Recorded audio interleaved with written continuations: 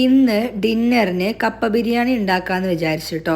ഞാൻ എപ്പോൾ കപ്പ വാങ്ങുമ്പോഴും ഫ്രോസൺ ആണ് കേട്ടോ വാങ്ങാറ്. അതാണ് ഒന്നും കൂടി ടേസ്റ്റ്. മന്ത്ലി ഒരു പ്രാവശ്യമാണ് നമ്മൾ നെസ്റ്റോയിൽ പോവുക. അവിടെ പോയിട്ട് ആ ഒരു മാസത്തേക്കുള്ള എല്ലാ സാധനങ്ങളും വാങ്ങും.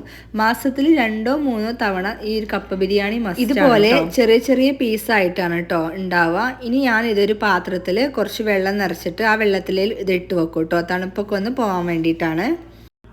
ഈ ഒരു പീസൊക്കെ ഞാൻ ഒന്നും കൂടെ ചെറുതാക്കും. ഇത് വലിയ വലിയ പീസുകളാണ്, അപ്പോൾ ഞാൻ ഒന്നും കൂടെ ചെറുതാക്കും കേട്ടോ തണുപ്പൊക്കെ പോയതിന് ശേഷം. ബീഫ് കൊണ്ടാണ് കേട്ടോ ഞാൻ കപ്പ ബിരിയാണി ഉണ്ടാക്കുന്നത്. അപ്പോൾ ബീഫും തന്നെ തണുപ്പ് പോകാൻ വേണ്ടിയിട്ട് എടുത്ത് വെച്ചിട്ടുണ്ട്. ഇനി ഒരു കുക്കറിലേക്ക് കഴുകി വെച്ചിട്ടുള്ള ബീഫ് ഇട്ട് കൊടുക്കും. അതിലേക്ക് ആവശ്യത്തിനുള്ള ഉപ്പ്, മുളക് പൊടി, മഞ്ഞൾ, മല്ലി, ഗരം മസാല, കുറച്ച് വിനാഗിരി, ഇഞ്ചി വെളുത്തുള്ളി പേസ്റ്റ്, അതുപോലെ തന്നെ വലിയ ഉള്ളിയും തക്കാളിയും ചെറുതായിട്ട് കട്ട് ചെയ്തത്, എന്നിട്ട് കുറച്ച് ഓയിലും കൂടി ചേർത്തിട്ട് നല്ലതുപോലെ മിക്സ് ചെയ്തെടുക്കണം കേട്ടോ. ഇനി ഈ ബീഫ് ഒരു 3/4 വേവ് വരെ കുക്ക് ചെയ്തിട്ടെടുക്കും കേട്ടോ. ഇനി ഈ കപ്പ ചെറുതായിട്ടൊന്ന് കട്ട് ചെയ്തിട്ടെടുക്കുന്നുണ്ട്.